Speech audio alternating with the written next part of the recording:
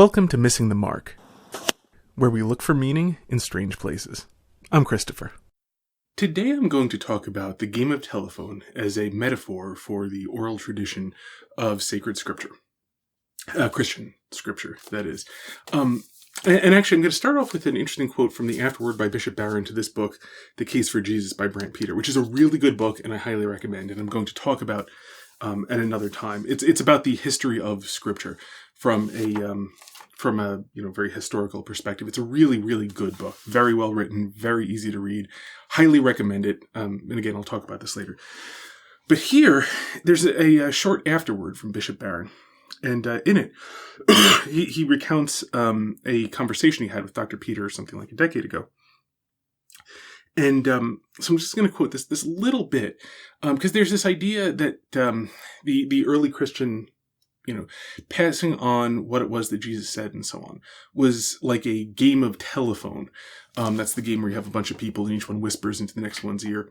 And then the last person in the line then says says what it is. And then everyone laughs at how different that is from, where it started. And that this is what the oral tradition of scripture was like before things were written down.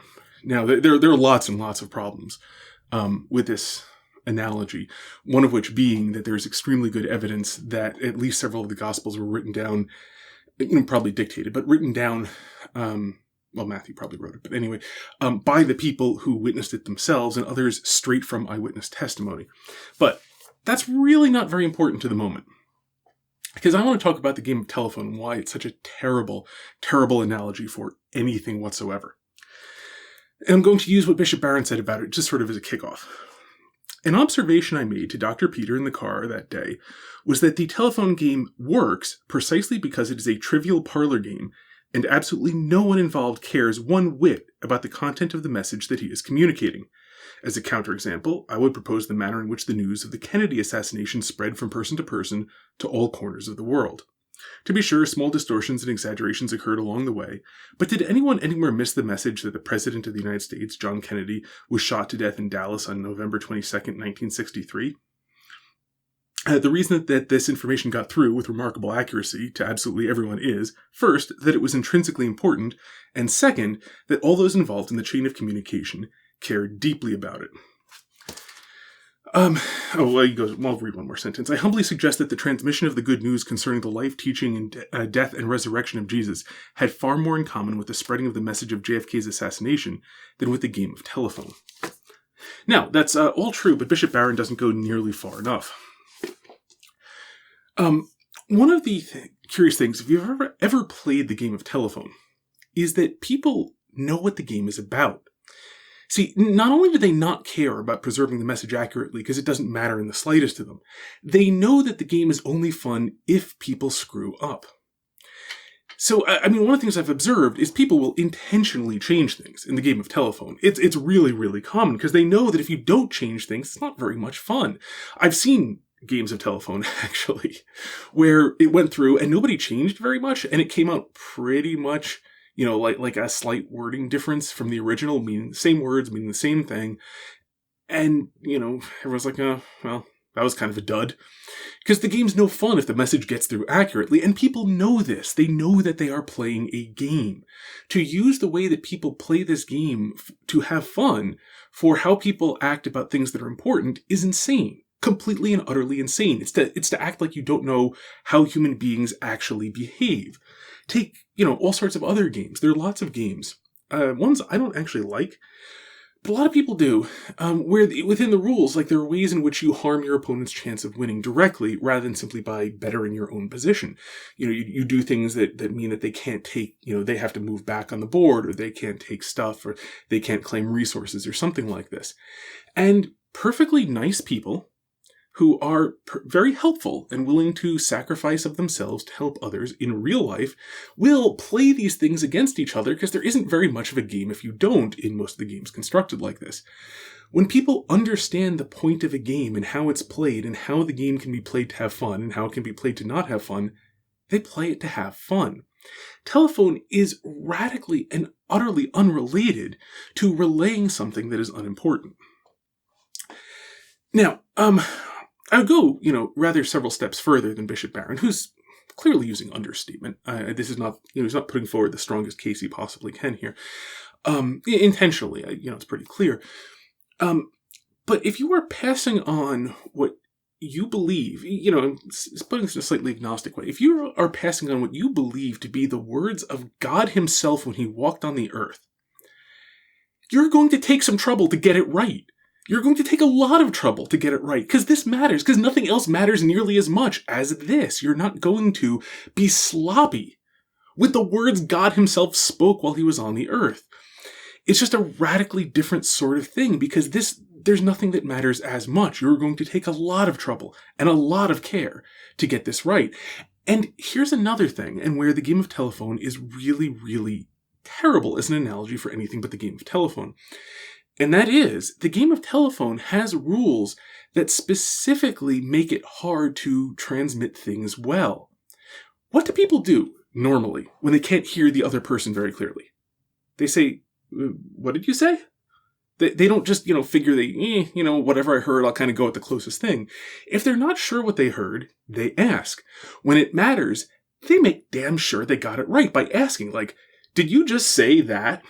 And you can actually see this. I mean, like the sort of classic double take. You see it in fiction, but it's realistic enough. Like, Dr. Johnson was shot. Are you telling me Dr. Johnson was shot for real?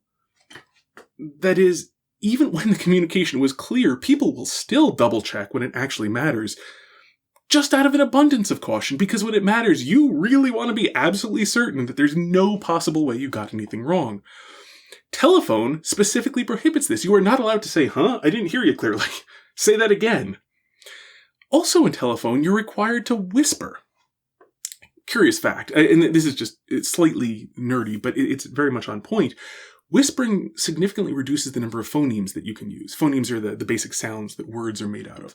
So, when you say, Dr. Johnson was shot, you're using not only the way your lips are moving, the way air passes over your teeth, and clicks, which you can still do while whispering, but you're also using the way the tone of your voice shifts to communicate information.